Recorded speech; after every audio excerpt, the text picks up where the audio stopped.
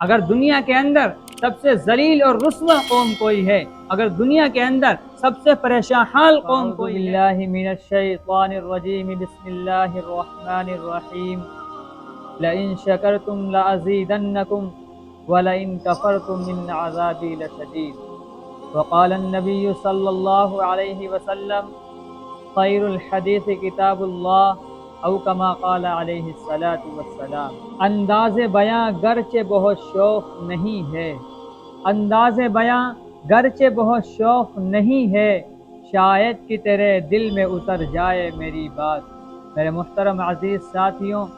اللہ تعالیٰ کا بہت بڑا احسان ہوا اور اس کا شکر ہوا کہ اللہ تعالیٰ نے ہم تمام مسلمانوں کو ایک ایسے نبی کی امت میں پیدا فرمایا جس نبی کی امت میں پیدا ہونے کے لیے نبیوں نے تمنائیں کی کہ کاش ہمیں نبی نہ بنایا گیا ہوتا اور حضور اکرم صلی اللہ علیہ وسلم کی امت میں پیدا کیا گیا ہوتا۔ اللہ تعالیٰ کا اتنا زیادہ احسان ہے، اتنا زیادہ احسان ہے، جتنا ادا کیا جائے اتنا ہی کم ہے۔ میرے محترم عزیز ساتھیوں، یہ دستور خداوندی ہے، اللہ تعالیٰ کا یہ اصول ہے کہ جب اللہ تعالیٰ اپنی کسی نعمت کسی بندے کو نوازتا ہے اور وہ بندہ اس نعمت پر اللہ کا شکر ادا کرتا ہے، اللہ کا احسان مانتا رہتا ہے اور اس نعمت کی قدر کرتا ہے، تو اللہ تعالیٰ اس نعمت میں دن بدن اضافہ فرماتے رہتے ہیں۔ اور جب کوئی بندہ اس نعمت کی ناقدری کرنے پر اتر آتا ہے، جب کوئی بندہ اس نعمت پر اللہ کا احسان نہیں مانتا ہے، اللہ کا شکر نہیں ادا کرتا ہے، تو اللہ تعالیٰ کا مقدس کلام ارشاد فرماتا ہے لئن شکرتم لأزیدنکم ولئن کفرتم ان عذابی لشدید۔ اللہ تعالیٰ ارشاد فرماتے ہیں اگر تم میری نعمتوں پر شکر ادا کرو گے، میرا احسان مانو گے، نعمتوں کی قدر کرو گے، تو میں تمہارے لیے نعمتوں میں دن بدن اضافہ فرماؤں گا، اور اگر تم نے میری نعمتوں کی ناشکری کی، میری نعمتوں کی ناقدری کی، میرا شکر ادا نہیں کیا، میرا احسان نہیں مانا، تو پھر یاد رکھو میرا عذاب بہت سخت ہے۔ اللہ تعالیٰ نے ارشاد فرمایا لئن کفرتم ان عذابی لشدید، اگر تم میری نعمتوں کا احسان نہیں مانو گے، اگر تم میری نعمتوں کا شکر ادا نہیں کرو گے، تو میں تم سے ان نعمتوں کو چھین لوں گا۔ کیوں؟ کیونکہ اللہ تعالیٰ جس طرح ہر چیز کو نوازنے پر قادر ہے، اس سے بھی کہیں زیادہ ہر چیز کو چھیننے پر بھی قادر ہے۔ اللہ تعالیٰ کا مقدس کلام ارشاد فرماتا ہے ان اللہ علی کل شیء قدیر، اللہ ہر چیز پر قادر ہے۔ میرے محترم عزیز ساتھیوں،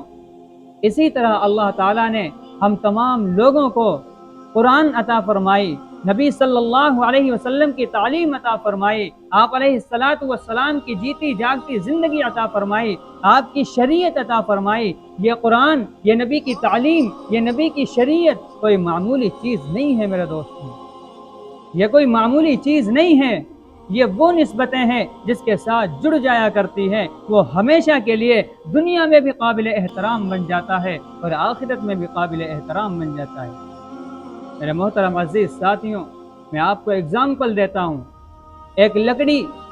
جس کی سماج میں کوئی ویلو نہیں، جس کی سماج میں کوئی حیثیت نہیں، اگر وہ پاؤں تلے پڑ جائے تو پیروں کے ذریعے اسے رون دیا جاتا ہے، اور اگر ضرورت پڑے تو اسے چولہوں اور بھٹیوں میں جلا دیا جاتا ہے، اور اگر ضرورت پڑے تو اپنی ضرورت کے مطابق اس لکڑی کو استعمال کر لیا جاتا ہے۔ لیکن جب اسی لکڑی کی نسبت قرآن کریم سے جوڑی جاتی ہے، جب اسی لکڑی کو قرآن کریم رکھنے کے لیے رحل بنایا جاتا ہے، پھر یہی لکڑی قابل احترام بن جاتی ہے۔ سماج میں کپڑا جس کی کوئی ویلو نہیں، ضرورت پڑنے پر بچھا دیا جاتا ہے، ضرورت پڑنے پر اوڑھ لیا جاتا ہے، ضرورت پڑنے پر پہن لیا جاتا ہے، اور جب خراب ہو جاتا ہے تو ردی کی ٹوکری میں ڈال دیا جاتا ہے۔ یہی کپڑا، اسی کپڑے کی نسبت جب قرآن کریم سے جوڑی جاتی ہے، جب اسی کپڑے کا جزدان بنایا جاتا ہے قرآن کریم کو رکھنے کے لیے، پھر یہی کپڑا قابل احترام بن جاتا ہے۔ وہ گتے کی دفتی جس کی سماج میں کوئی حیثیت نہیں،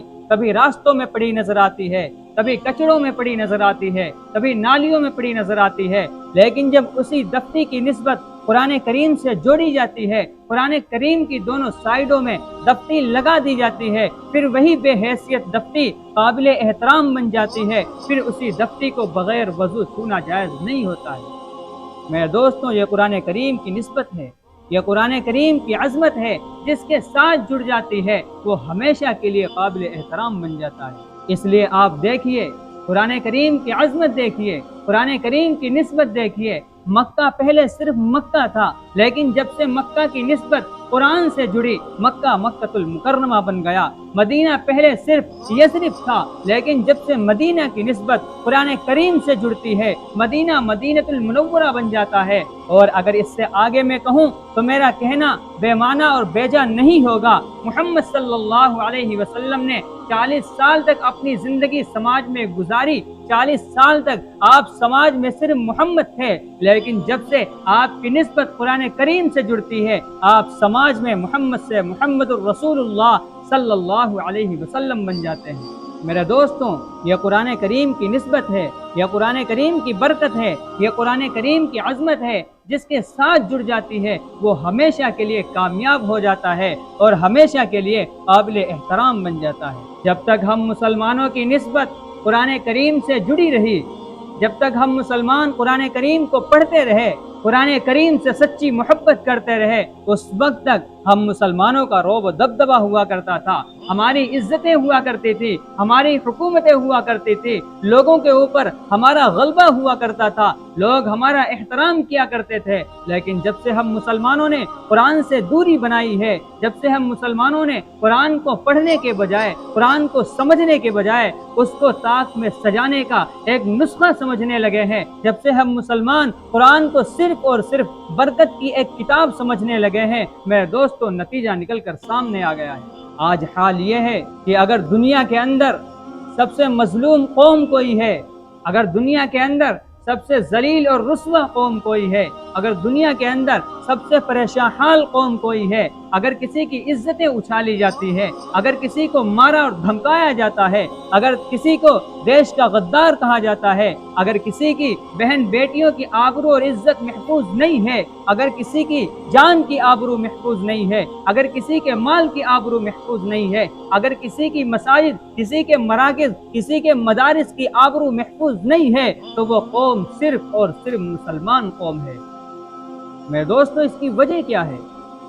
اس کی وجہ کیا ہے؟ اس کی وجہ یہی ہے کہ ہم مسلمانوں نے شریعت سے منہ پھیرا ہے، ہم مسلمانوں نے قرآن سے دوری بنائی ہے، ہم مسلمانوں نے اللہ کے رسول صلی اللہ علیہ وسلم کے طریقے کو چھوڑا ہے، ہم مسلمانوں نے اللہ کے احکام کو توڑا ہے۔ دنیا میں بہت سی قومیں ہیں، کسی قوم کو ٹارگٹ نہیں کیا جاتا، کسی قوم کو پریشان نہیں کیا جاتا، اگر کسی کو ٹارگٹ کیا جاتا ہے تو صرف اور صرف مسلم قوم کو ٹارگٹ کیا جاتا ہے، اگر کسی کو پریشان کیا جاتا ہے تو صرف اور صرف مسلم قوم کو پریشان کیا جاتا ہے، اگر کسی کو مارا اور دھمکایا جاتا ہے، کسی کی عزتیں نیلام ہوتی ہیں تو صرف اور صرف مسلم قوم کی عزتیں نیلام ہوتی ہیں۔ اس کی وجہ یہی ہے کہ ہم نے اللہ کے احکام کو توڑا ہے، ہم نے رسول اللہ کے فرمان کو چھوڑا ہے، ہم نے قرآن سے دوری بنائی ہے۔ ورنہ میرے دوستوں قرآن کی نسبت وہ نسبت ہے جس کے بارے میں اللہ کا سچا کلام ارشاد فرماتا ہے، وہ کلام جس کے بارے میں کہا گیا ذالک الکتاب لا ریب فیہ، یہ وہ کلام ہے جس کے بارے میں کوئی سندیہ نہیں، جس میں کوئی ڈاؤٹ نہیں، جس میں کوئی جھوٹ نہیں، جس میں شک و شبہ کی کوئی گنجائش نہیں۔ وہ مقدس کلام ارشاد فرماتا ہے ان اللہ یرفع بہذا الکتاب اقواما، بے شک اللہ کا یہ وہ کلام ہے جس کے ذریعے اللہ تعالیٰ لوگوں کے مقام کو بلند فرما دیتا ہے، جس کے ذریعے اللہ تعالیٰ لوگوں کے درجات بلند فرما دیتا ہے۔ میرے دوستوں یہ اتنا مقدس اور پاکیزہ کلام ہے،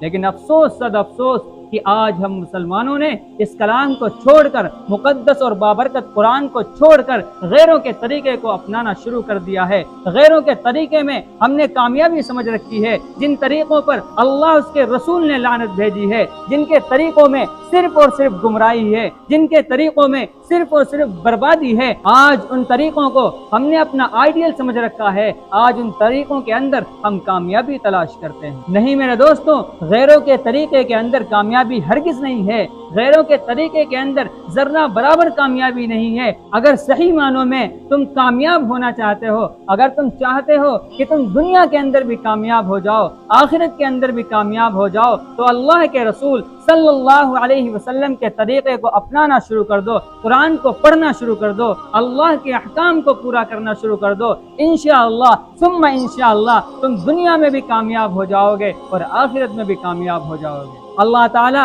ہم تمام لوگوں کو جناب محمد الرسول اللہ صلی اللہ علیہ وسلم کے طریقے کو اپنانے کی توفیق عطا فرمائے، ہم سب کو قرآن کریم پڑھنے کی اور قرآن کریم سمجھنے کی توفیق عطا فرمائے۔ وآخر دعوانا ان الحمد للہ رب العالمین۔